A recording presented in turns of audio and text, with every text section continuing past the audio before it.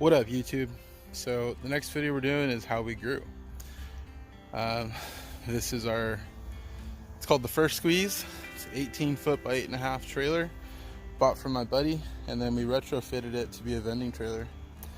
I'm actually getting ready to head to the gorge right now to get set up for our first show of the year. We're doing Brandy Carlisle at the gorge June 1st, and we got to bring the trailer over there, get it set up, and get ready for the show coming up. So season's just about to kick off, concert season that is. We've been hustling a bunch of tribal events and local events up here in Bellingham, Washington, but first concert of the season is upon us, so stay tuned. That's what we're getting into today. What up, YouTube? All right, we're back here. Just pulled up, unloaded the First Squeeze. We're over here at the Gorge Amphitheater, Washington State. It's one of the premier amphitheaters in the Pacific Northwest, but we have a pretty prime location. See, I'm just trying to get this damn smooth to work. But there's the First Squeeze. All right. So this video is about how we grew. Okay. Getting into the Gorge Amphitheater was tremendous in our growth. This venue is, like I said, I think in last videos, is known worldwide. It's a gorgeous venue. I'll take you guys up to the top, show you the view. It's not the greatest weather here today, so the views aren't. I mean, the views are still great, but the weather's pretty crappy. But you can see back. Let's see. That green shed up here is the entrance, right? This alleyway is where tens of thousands of people are gonna come walking down, okay? They're gonna make their way right past Zephyr Lemonade. So this is the main merch tent right here. So that's when they want merch, they have to go there. Right next to it, Zephyr Lemonade, right? And then one of the only few bathrooms here, and then boom, entrance to the amphitheater right there. So we're right in the thick of things. The only way we can do this is having really great sales, being really great businesses to work with. Aaron did GM here. He's known me for multiple years. He was actually working at White River Amphitheater the first time we got in there. We did a really good job. We worked really hard, and we made a name for ourselves. So when we want a location, or when we request a location, or we need help from them, they want to help us out because they know that we're going to do good in sales, and we do good in sales means they do good in sales. This video is about how we grew.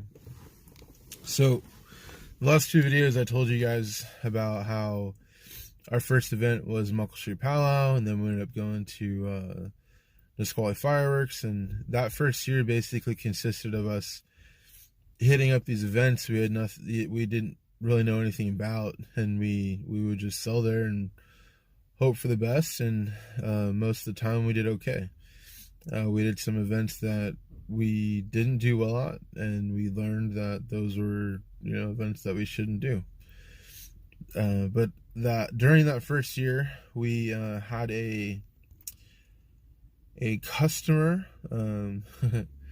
who has grown to love our product, and she actually is the reason why we have raspberry lemonade. So she suggested that we make raspberry lemonade. That wasn't her only suggestion. So we were vending at Muckle Street Powwow quite a bit. We were out there a couple times a year, and she asked us towards the end of the season why we weren't at White River Amphitheater, and I didn't have a good answer for her.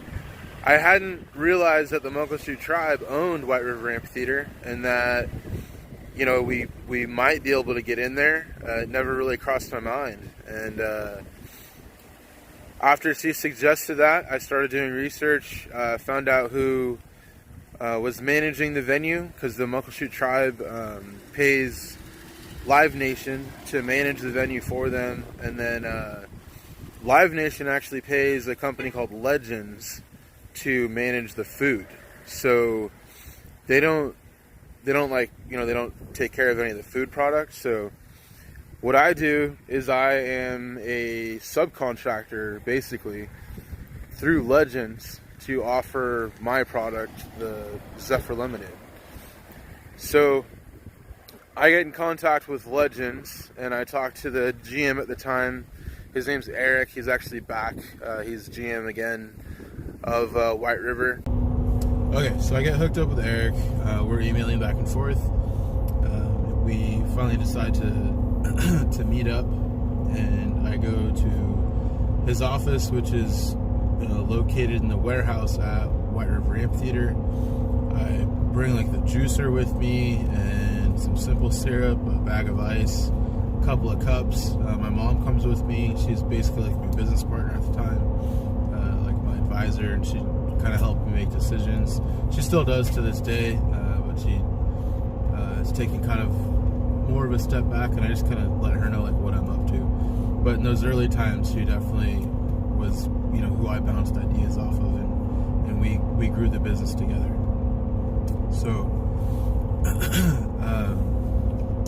we go there though and meet up with him, and we're just kind of talking about the product, what we offer, all of that, and then I make him a Red Bull lemonade, and after having the Red Bull lemonade, he is like, we'd love to have you guys here.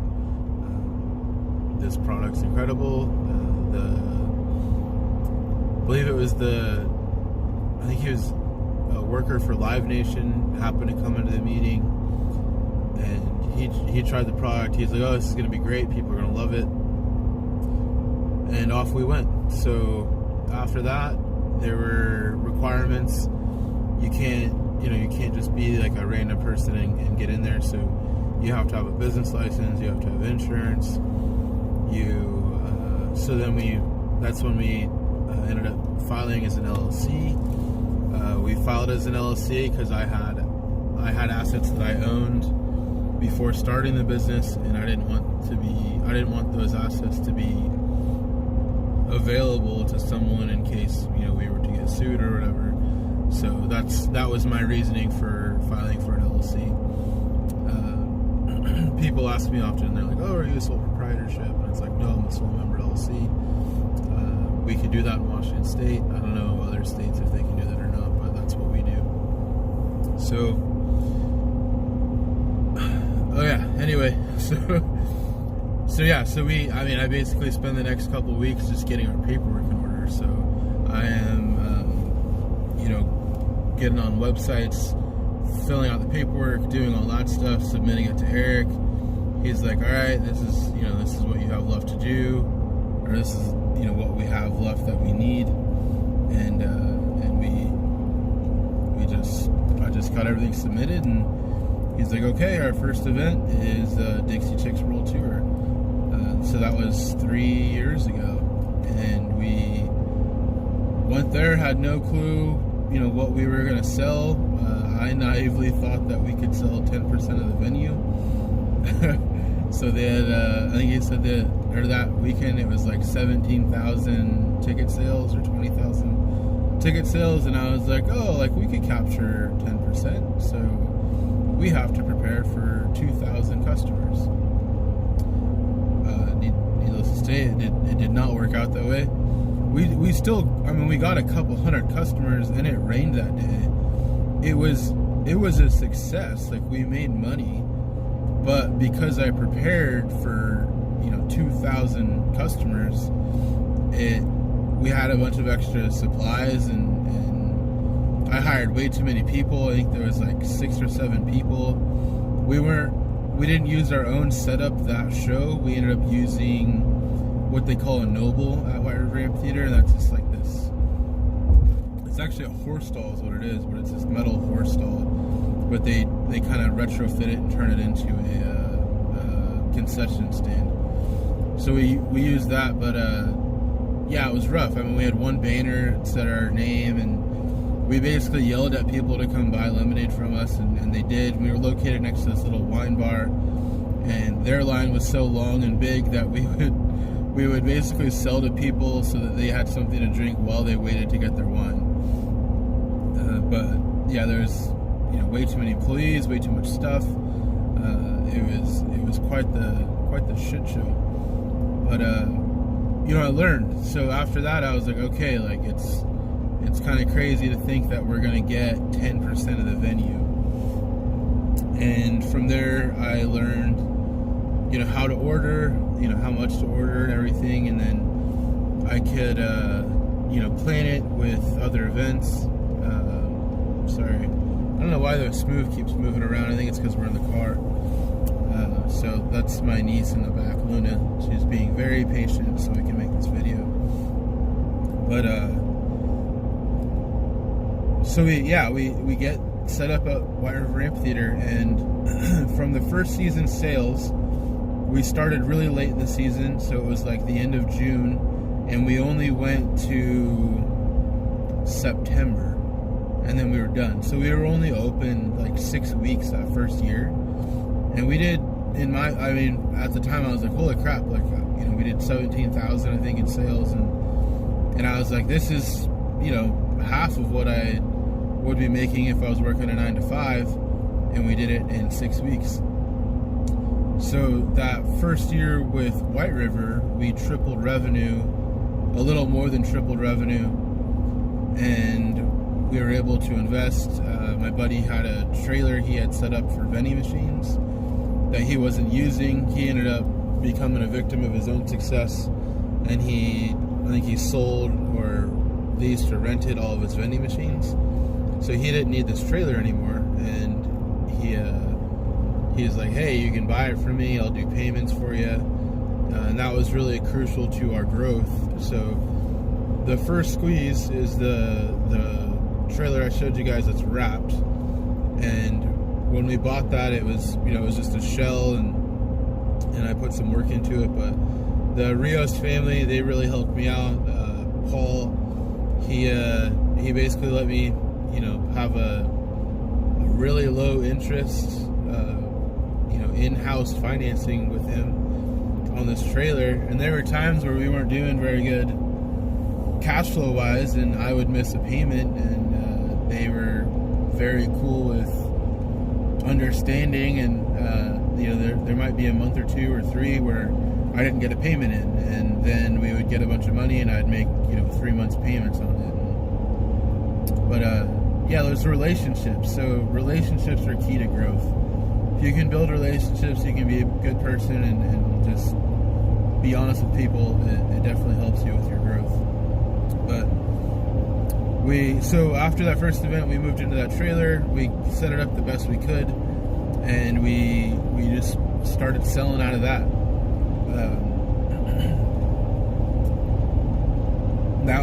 That was year one doing concert venues. Now, a lot of people won't do a concert venue because you do have to pay a relatively large percentage of your sales. I'm not going to say how much it is. If you want to get into concert vending, you can work that out with who you contract with. It's going to be different, I believe, for every venue that you work with. But you pay a substantial amount, and you have to remember that these music venues have to make all of their money in the summertime too, unless they're located in a region where they can have concerts year round. Up here, we got 6 months for outdoor concerts, so they have to make their money in 6 months. The artist needs to get paid, all the employees, everything. So when you go to a concert venue, that's why your drinks are $10 or your beer is $20. It's like they only have a certain amount of time to make money. So that's what you're paying for. You're paying because in 6 months they got to make all the money. They got to pay the electricity, pay all the employees, pay insurance, all of that stuff. Pay for the goods that they're selling you, the ice, the electricity, everything. So there's a lot that goes into it. But anyway, a lot of people won't get into concert vending because they're like, oh gosh, like it's so expensive. I can't, there's no way that I'll make any money. There's no margin left. And it's like, all we had to do is take the margin that we needed to make in order to turn a profit, and then tack on the percentage that they needed to make a profit off of our sales. So, Live Nation needs to get paid. Legends needs to get paid. All their employees need to get paid. So they take a cut, we give them the cut, we take our cut, we make money, they make money, everyone's happy. That has helped us grow. So because of that, we're able to get into other venues. Most notably, I showed you guys the video of the Gorge. I'll either show you or I've shown you. I haven't decided how I'll edit that yet, but the Gorge Amphitheater was another huge step for us. We tried to get in there 2 years. The first year I contacted them, they were like, no, we're good, we have a lemonade vendor. It was a different GM at the time. The second year, Aaron was taking over the responsibilities of the GM, and Aaron I had met years previously at White River Amphitheater. He was out there helping Eric, and they were working that venue together. And when I contacted them, the Gorge Amphitheater, to see if we could get in the second year, Aaron's like, hey, Estabon, it's Aaron. I remember you from White River. I was like, I remember you, man. Like, how are you doing? He's like, I'm good. I'm, working the Gorge this year. You want to bring your lemonade over here? And I was like, yeah. He's like, okay, no problem. He's like, I'll talk to the higher ups. We'll get it approved and you can come over. So it was that simple. But if I didn't build that relationship at White River Amphitheater with Eric and all the people who work there, that opportunity would not have been present to me. So when I contacted him, he knew who I was. He knew we did good business. He knew our product was solid, and that it made revenue. It made revenue for the venue. So when it was kind of a no-brainer for him, he's like, well, yeah, this dude's legit. His crew's legit. Their product's legit. Let's get him in here. They'll make a ton of money. And we did. We killed it. I am not positive, but I'm pretty sure we were the second highest yielding vendor for the amphitheater last year. And it's probably not a stretch to say that we're the highest yielding vendor for White River Amphitheater.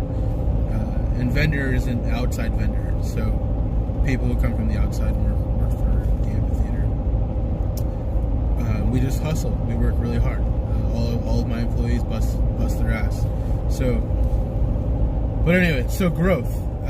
Getting into the Gorge, again, tripled our revenue. A little more than tripled our revenue. So we went from that first year, second year, tripled revenue going into White River. That third year, we were stagnant. We didn't improve. We didn't decline. And then that fourth year, we tripled revenue, a little more than tripled revenue again, getting into the Gorge. So we've taken those steps, progressing. Almost all of the money we make is reinvested back into the business. Those first 4 years, it was very important that we increased our presence. So we made sure the trailers looked better. And then this year we got one wrapped, so we made sure everything looks really good. We made sure we have really legit equipment. We make sure that everything we do looks great. We get new shaker tins, everything like that. My niece is back here, like she's getting restless. It's been 13 minutes. It's a long time for a 4-year-old to be quiet. So let's see. Yeah, we reinvested. So that's how we grew. That's how we've continued to grow. We're in our 5th season, and I was able to acquire a loan from the Northwest Native Development Fund to purchase our brand new vending trailer. I would not have been able to do that if we didn't. So I worked with them last year to get a trailer, and that's a whole story. I'll talk to you guys about how to get a vending trailer. If you were in Washington, Oregon, California, I highly recommend that you don't go with anyone outside of those states. In order to get permitting and everything you need for those states, you really want to go with someone in-house. I went with Quality Food Trailers. They're incredible. I'd highly recommend them for any project you have. If you're not on the West Coast, I still would recommend them. They just do impeccable work, and they work with your local municipalities to make sure that the product that they give you is certified. In Washington State, you have to have basically a big fancy sticker on your trailer that says you're LNI certified. And then if you want a health inspection, most of the time they require that sticker. But anyway, we can talk more about that for sure in a different video. But yeah, acquired a loan with NDF, and that allowed me last year to buy the big fancy tents we have. So I have a 10x20 it's a vending tent that I purchased from Tentcraft, and Tentcraft makes an incredible product as well. We used that last year because we didn't have a trailer, so we used it at White River. I saw an increase in sales because the branding's so legit on it. It really grabs your attention. And then from the profits last year, I was able to purchase a 10x10 tent from Tentcraft. That purchase was, funded by Zephyr Lemonade, but we wouldn't have had the ability to make that money if it weren't for the loan from the NDF to get the 10x10 or the 10x20. So now we have a 10x20 branded tent, a 10x10 branded tent, a 18-foot by 8.5 branded trailer, and then we have our brand new. We have a brand new 24-foot by 8-foot vending trailer, certified vending trailer, that we got through Quality Trailers. So we have 4 locations. So anytime we can be open at 4 different places, which is incredible. Or if we have a big show at the concert venues, we can do 2 locations there, or 3 locations, or 4 if we really want. But that's how we grew. That's how we got to the point we're at. So now we're in our 5th season. We have these 4 locations, and we've just been grinding. We've been hustling. We started selling in April. We didn't do that great at the Tulip Festival in Skagit Valley, but we made great partnerships. So we worked with Shoe Farms. They have incredible berries, and we didn't do great during the Tulip Festival, but they said, hey, you should come back for pumpkins. And that's why this year we're going to be out there an extra month longer for pumpkins. And if you've been in Washington State lately, the weather in October is actually pretty decent. I think last year, we had 70-degree days in October. So it's not a bad time to be selling lemonade. And they get a ton of people for pumpkins. So we're going to be back there for pumpkins. So we've developed a relationship with them, and now we have an extra month on our season. Not only that, but now we have someone we can buy berries through, and they have really delicious berries. So we developed a relationship. Now next year we do want to try to get into 000's, which is the kind of the premier place to go in Skagit Valley for the Tulip Festival. This darn smooth keeps moving. Sorry about that. But that's the place, and we're going to continue to try to get in there until they let us in. And when we get in there, we believe that that's going to be a home run. We're going to make a ton of money from that. So anyway, I know this video is getting long. I'll have to edit quite a bit out, but we grew by building relationships. We grew by reinvesting in our business, and we grew by taking opportunities. And yeah, and we keep it simple. I still only have 4 flavors, and most of the time I'm only doing 2 or 3 flavors at a time. So I'll do original strawberry, raspberry, and then occasionally we'll throw in huckleberry or blackberry, and then any of those we can do Red Bull lemonade. We can turn into a Red Bull lemonade. That's it. We have one size, 24 ounces. We keep everything really simple. By keeping it simple, we're able to get into venues, and we know we have an excellent product.